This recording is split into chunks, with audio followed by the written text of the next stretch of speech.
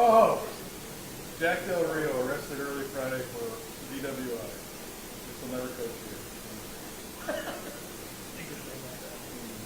Is he coaching? His daughter's no longer in school. No, he's in Wisconsin. Wisconsin staff. How about this guy, Clark? How about that, huh? And there was a time I could play ball for the student paper had to break it in. Right. Well, I mean, you've been games. Not a lot going on there.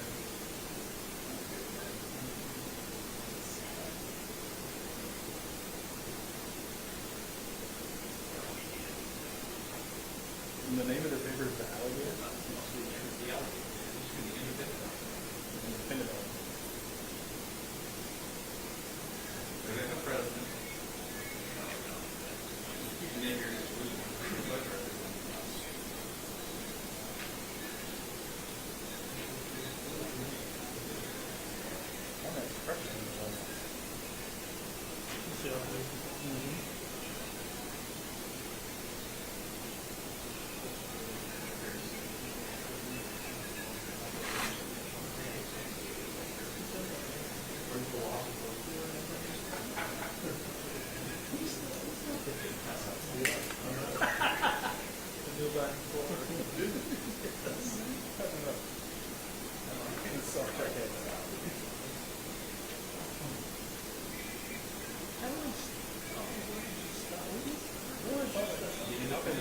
Christmas ball, man. Is that a party for the employees?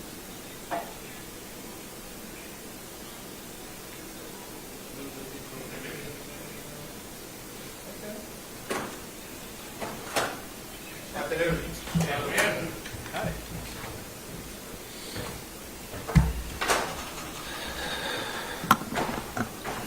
I want to begin by thanking all those who have served and sacrificed, for our country, making it,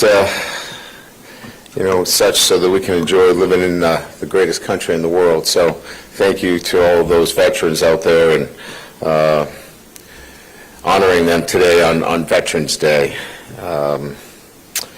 Getting ready for Florida, certainly going to the swamp is always a challenge, and certainly a difficult place to play. Really give a quick recap on the Alabama game. Incredible atmosphere. Fans came out. They were incredible, created a great atmosphere. Wish we could have certainly helped in that with our play. Certainly the turnovers were big parts of the game. And certainly at the end of the day, Alabama is a fine football team. They played well. They were consistent. And look, they did a really good job of self-scouting and making a decision as to who they were going to be in this game. They came out with a purpose and wanting to control the line of scrimmage, which they did.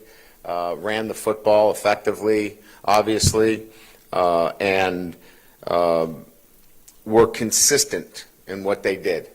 We were inconsistent, and that really is the difference. So when you're scratching your head or you're thinking about what happened in this game, you had a really good football team in Alabama that went back in the bye week and said, you know what, this is who we're going to be. They came out and were consistent in what they wanted to be in this game, took care of the football, controlled the line of scrimmage, and our response was that we were inconsistent. We had an opportunity to score a touchdown on the first drive. We weren't able to secure a catch.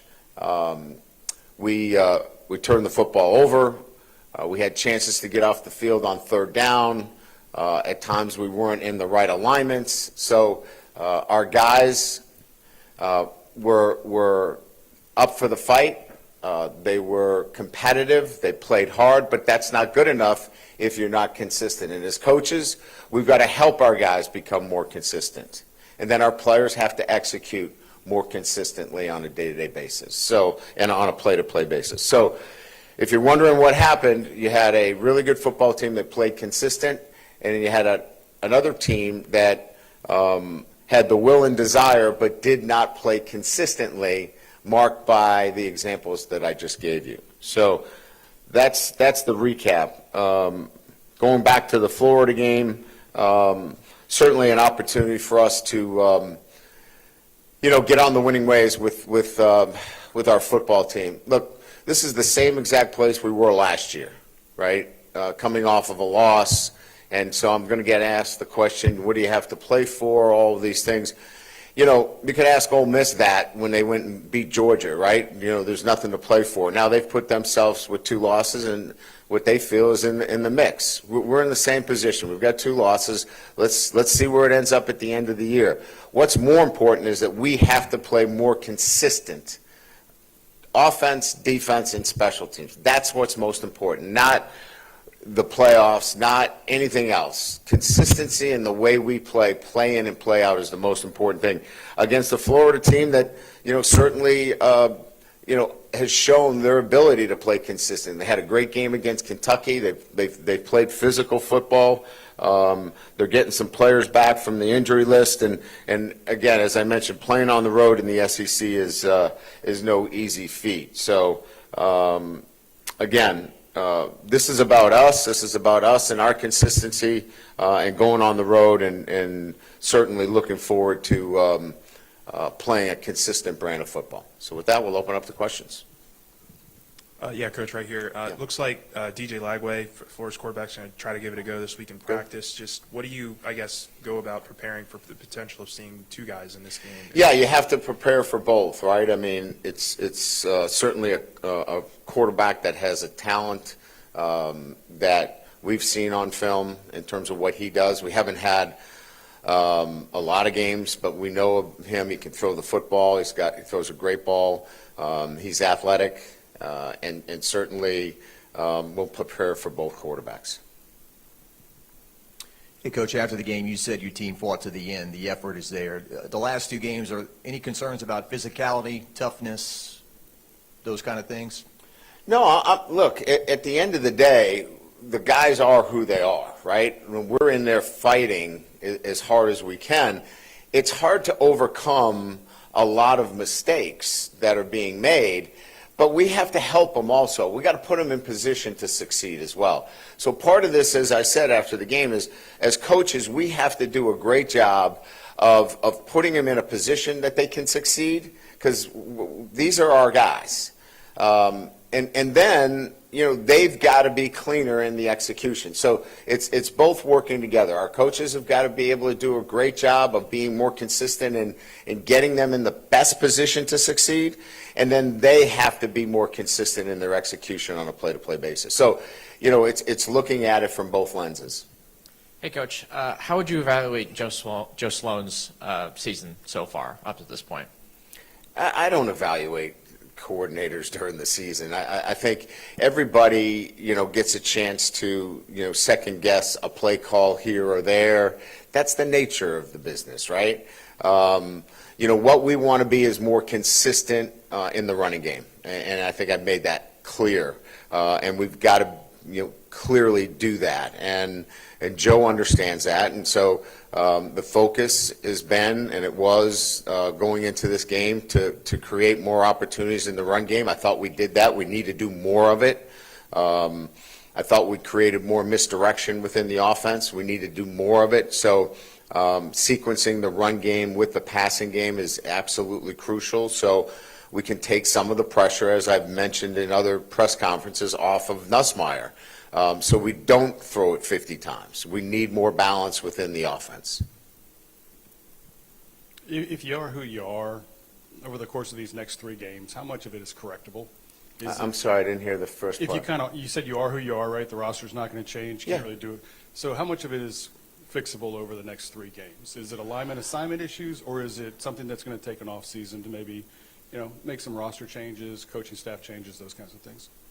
No, look, I think it's reasonable to look at, how we can, put our players in better positions to succeed each and every week, You always are going to have to deal with injuries, within your roster, and you have to have the next man up mentality. But that doesn't mean you can't, as coaches, always look to how you can be better at getting your players to be the best versions of themselves. So what do we have to do to help us? And that's run the ball better. That's going to be something that can happen right away. What can we do to help in the quarterback run game?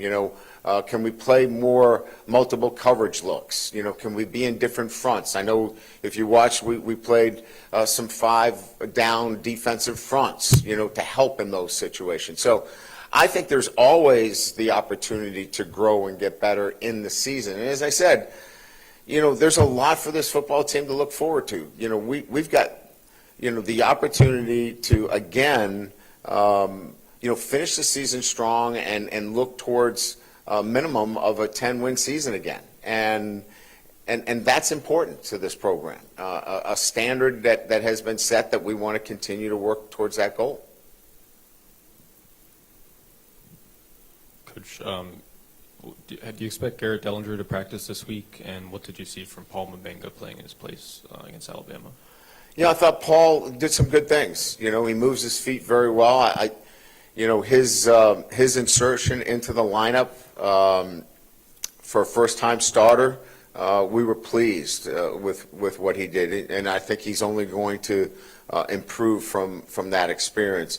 Garrett will go out and run today, and we'll get a better sense of where he's at after today's workout.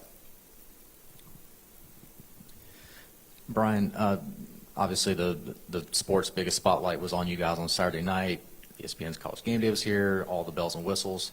For you guys to come out and perform the way you did, how do you sort of spin that? How do you keep more positivity out of what happened versus letting some negativity slip in there? Yeah, so it's 21-6, and we've got the ball all the way down on the 5-yard line, poised to score, and unfortunately we have a turnover. We're ready to make that a one-score game with 7 minutes to go in the third quarter. And despite that, as I mentioned, we don't score a touchdown on the first drive where we, could have easily converted there.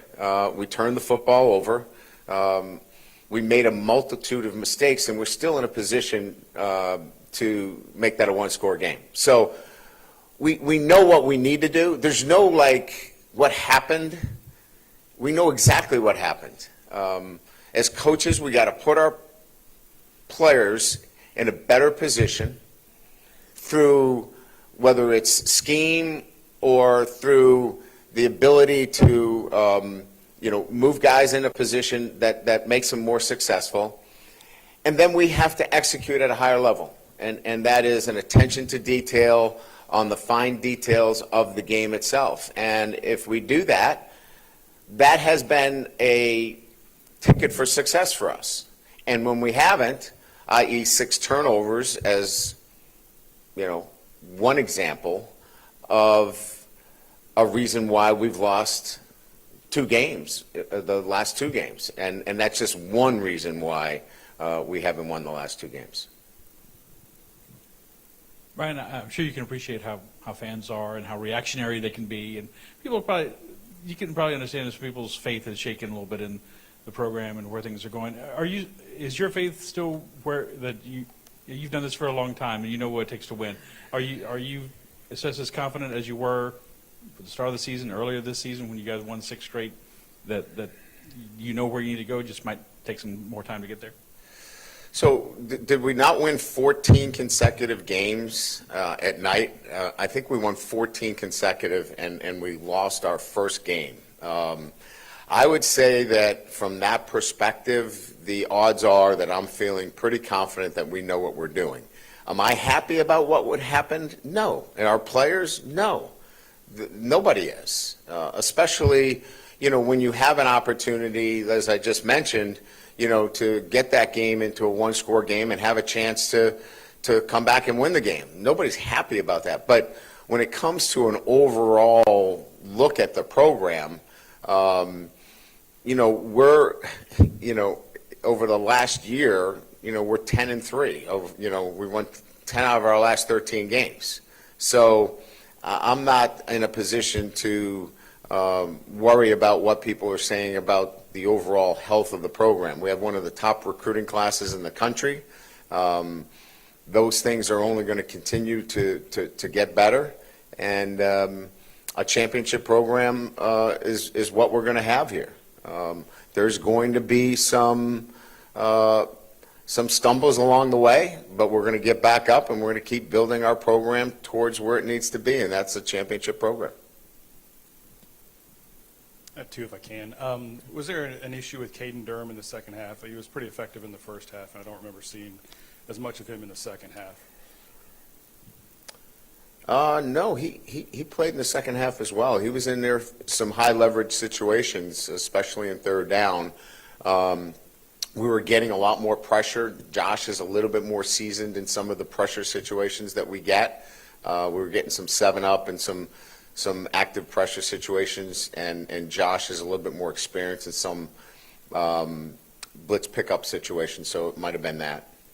And this is a very novice question, but I'm just curious. Is a spying the quarterback against a running quarterback, is that effective, and if not, why? Well, it wasn't in the instances of the 2 long runs. A spy would not have been what we were looking for in those situations. These were quarterback-designed runs where we didn't leverage the football in the manner that we needed to in both of those instances. One of them, Blake would probably tell you he'd like to have that call back in terms of what the defensive call was. The other one, there was just too much air in the defense. We got condensed down pretty good on the front, and the duality of playing man sometimes, when that back comes out of the backfield, you don't know whether he's running a wheel route or whether he's going to kick you out. So we were a little hesitant in setting the edge, and then we lost a little bit of leverage on the quarterback. He cut back on both our inside linebacker and our safety. We've got to have better leverage on the ball. You guys were a lot more creative in the run game this week. Do you think that would have been more effective if the game was a little bit more in reach in the second half? Were you satisfied with the way you guys sort of mixed in some? Yeah, I would have liked to. I would have liked to been a little bit more with the outside zone. I mean, look, I'm not here to sit here and critique, the entire game plan, but we got behind 35-6 there, and you got to get back into it quickly, and probably got outside the run game a little bit quicker than I would have liked. We would have liked to have been more consistent with the run game, and the game itself in terms of what happened in the fourth quarter was, had to throw it a little bit too much. But the mantra moving forward and the what we want to be is it's got to be more consistency to the run game, and as I mentioned, Coach knows that, and he knows what I want from him. Coach, you've had multiple offensive series in recent weeks where Durham is a key factor with long runs, yet when you get in the red zone, he's not in the game. Is there a lack of confidence in him in the red zone? You mentioned previously that more seasoned, but is that the main factor? Are you saying?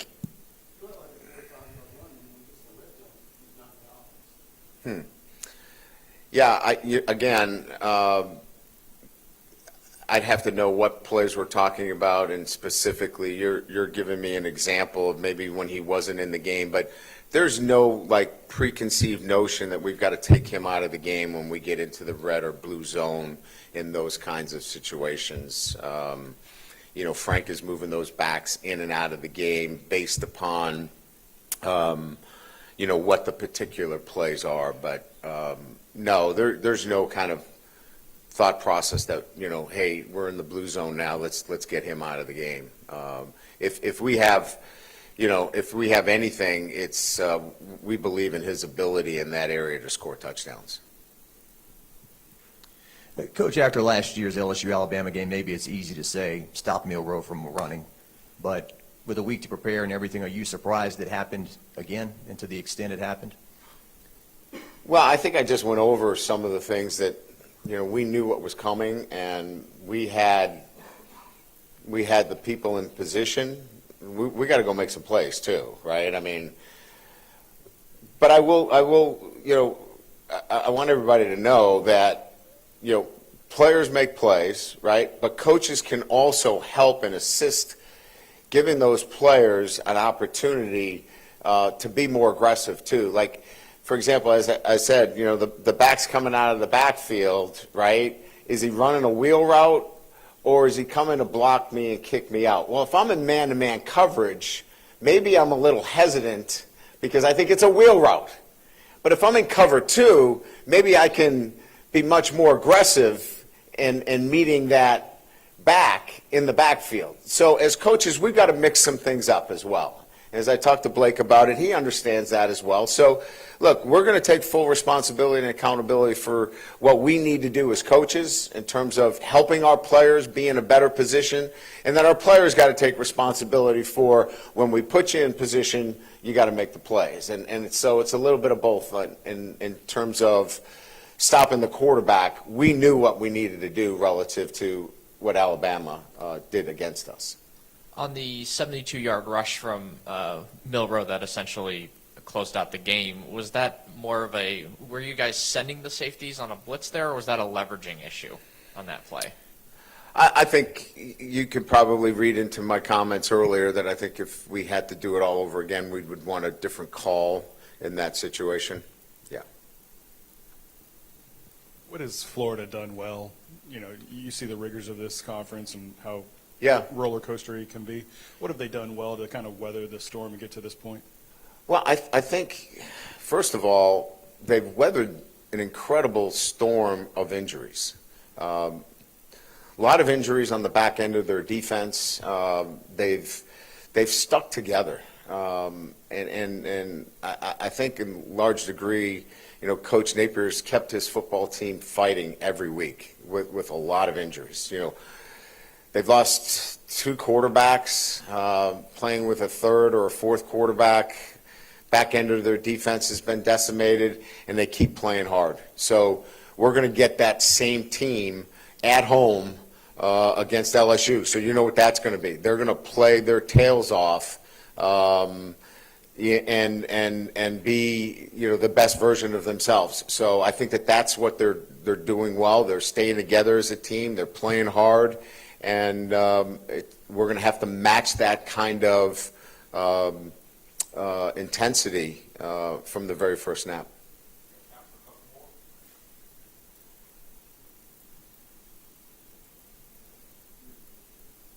Hey, Coach, in the last 4 games, you've gone pretty heavily on defensive snap counts with some veteran guys. I think you talked maybe about going to that open by looking at the film and deciding who you're going to roll with. Yep. You weren't going to roll players as much.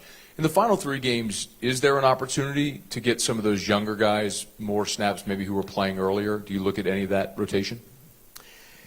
I mean, I think we have, from a defensive standpoint, Matt, it is all hands on deck. If we feel like you can help us, we have already identified the players that if they can help us, the 4-game situation relative to redshirting is out the window.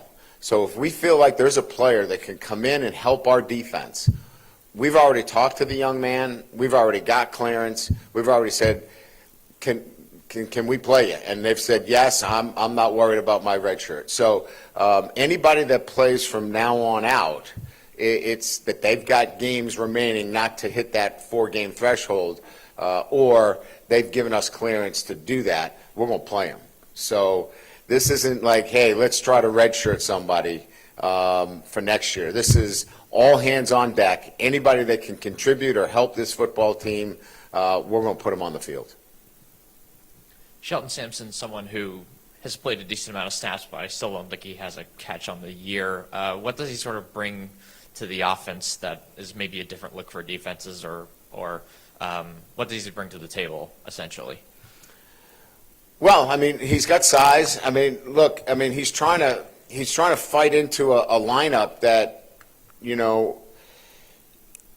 Xavier Thomas has taken a lot of his snaps there.